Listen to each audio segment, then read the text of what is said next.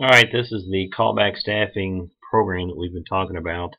I just wanted to make a short video. We've had some people asking questions, didn't really understand how it operated. So just in short here, I'll do a quick video, show you how this works. I'm going to use a full-time Jeff McNulty. It is a little bit different between full-time and the part-timers. So when I get to that point, I'll explain each one. For right now, your login is going to be your email address here at Georgetown, and your password will be capital PA55W0RD with an exclamation point. Once you log in, you can go in and edit and create your own password to utilize. Basically, once this loads, this is what it looks like. This is your control panel. Over here to the left, any kind of announcements the system puts out, any updates going on, and then if there's any announcements through Georgetown Fire, they'll be in this area also. Down here at the bottom, change log, just some more functionality. Over here at the right hand side, messages. This is kind of a history of any messages where you have trade approves or trade requests going on. Once you read those, you can mark them as read and then clear them off there if you choose to.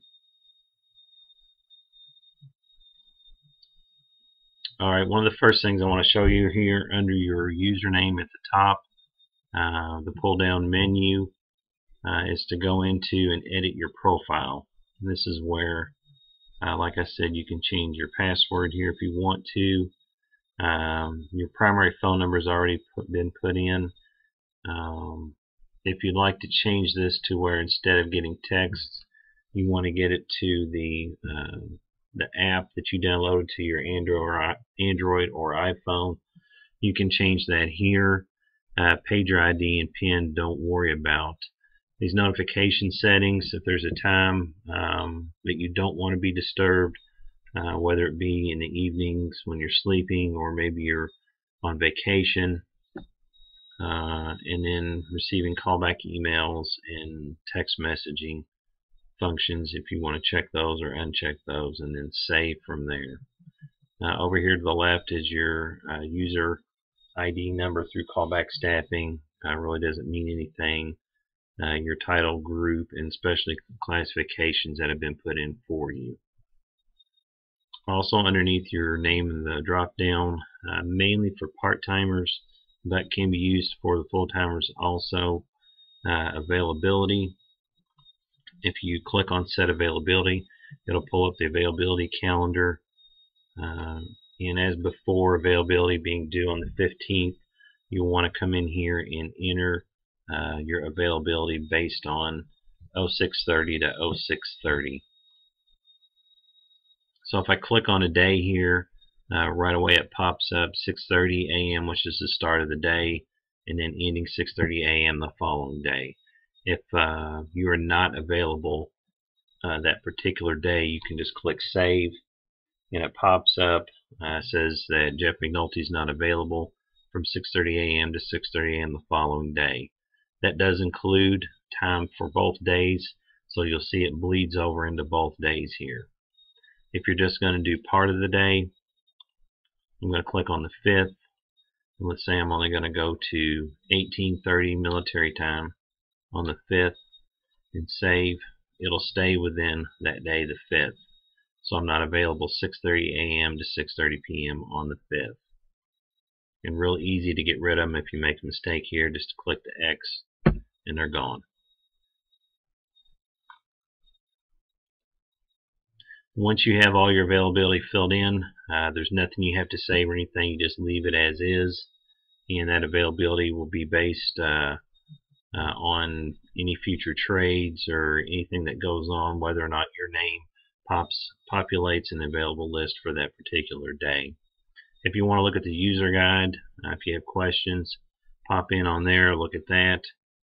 The callback board, I'll explain here in a little bit, and then just your ability to log out from there. The crew scheduler, the next thing over. If you want to look at the schedule, When you first log into this, it's going to pop up to just that particular day, what the current day is. I prefer the week. So if I come up here to the little gear wheel and change the default view from day to weekly view and hit save, that'll show me what's going on for that week. And the weeks are split out Monday through Sunday. That's the pay week. And you can see what's going on that week. Most of you have already seen this, and this is pretty self-explanatory for a particular day. Lieutenant and the sergeant, the AM part-timers, and then PM part-timers. Split up the remaining shifts for that day. Quad 22, ladder 2. If I scroll down, engine 21, who's working down at station 1 on engine that day, your office staff, and then if there's any special details going on. Also that day you can see who's off on vacation or who is off on a trade. So for instance, this Saturday tomorrow, Jeff McNulty, you can see right here, is traded and gotten his shift filled with Scott Hutt in the morning and Allison Cianci at night. And that's reflected down here with his shift trade, and then Jeffrey showing on vacation. So you can also see that.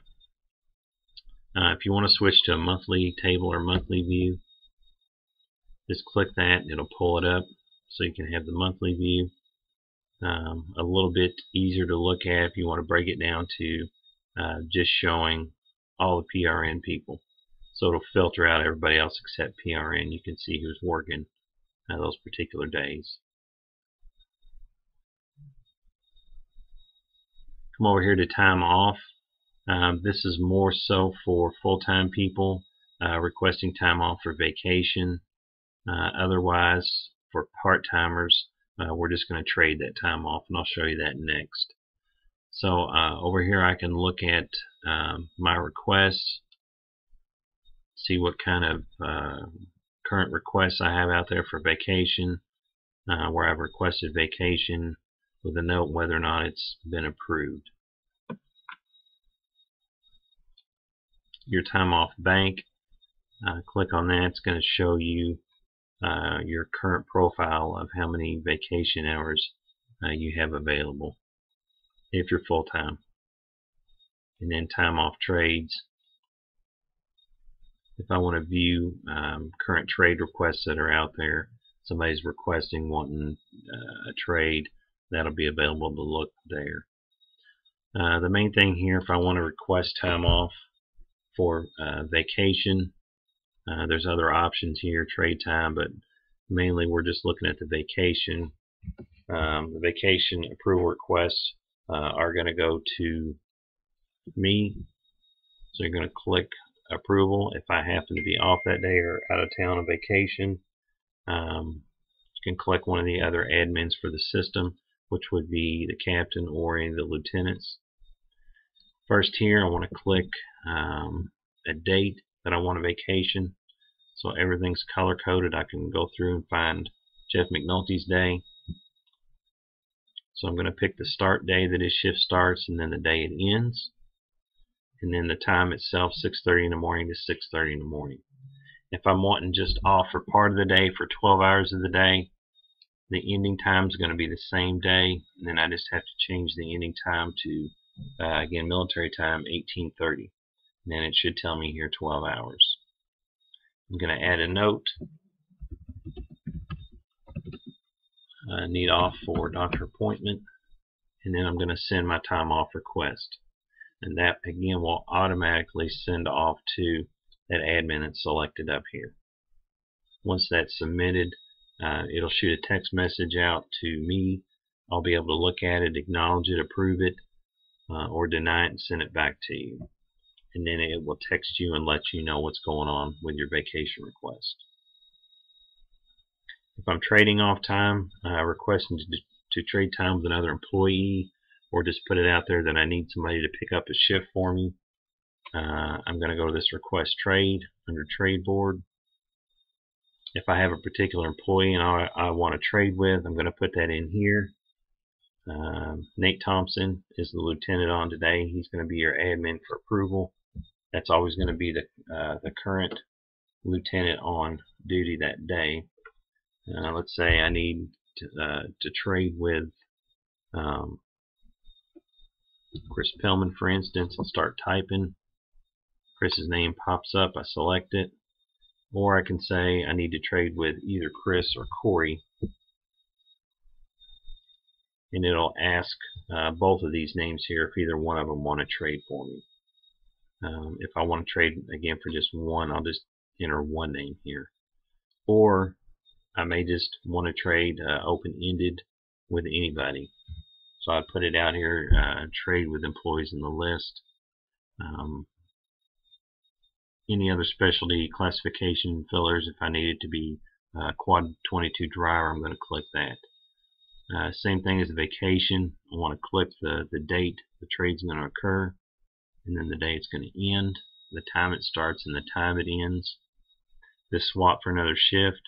If I know there's a particular shift I want to swap for, let's say I'm asking off the 20th and I want to pay it back on the 22nd,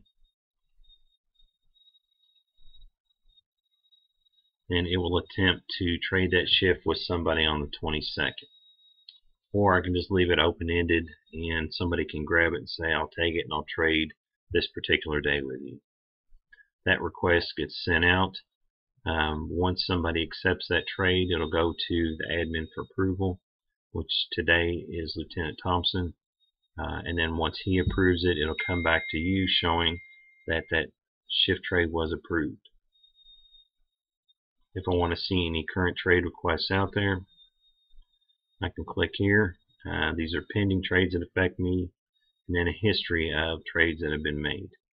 Here Jeff traded off his shift tomorrow, we saw earlier. Scott Hutt in the morning and Allison Cianci in the evening. And then it tells me what admin approved that.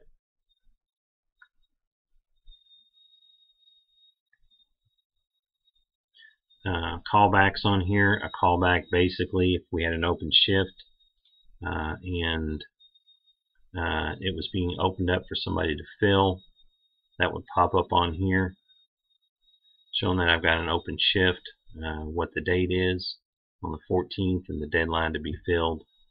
So any open callbacks where there was an open shift or an overtime shift available would show up on here. Some other functionality we're playing with, Forms and File Manager, where we're going to put some of our forms out here and then some of our files. I think as of right now I've got the SOPs and the employee handbook out here to look at, and then we're going to mess around with putting some of the apparatus check forms and things like that out here. Last two things to show you here, this little green calendar is your personal calendar. If you just want to pop it up and look at the particular days you're working, this is Jeff's schedule. So I can take a look at this if I were Jeff and figure out what days I'm working, what days I'm off, what days I've requested vacation. Again, I can break it down by month, week, or day. If I want to see just today what's going on, which there's nothing going on today for this. If I want to look at the week or the whole month, that's just the personal calendar. That eliminates everybody else and you just get to see your schedule. And from there, functionality to print your schedule out if you want to have a printed copy of it. This little bell here, notifications, if there's any current notifications, click on that. That'll pop up here and show anything. You can mark them and clear them off as you look at them. That's basically it. I know this is still new for most people. Some people are having trouble with it. So if you have any questions, feel free to give me a call. Ask me those questions. Otherwise, in a nutshell, that's pretty much it. Thanks.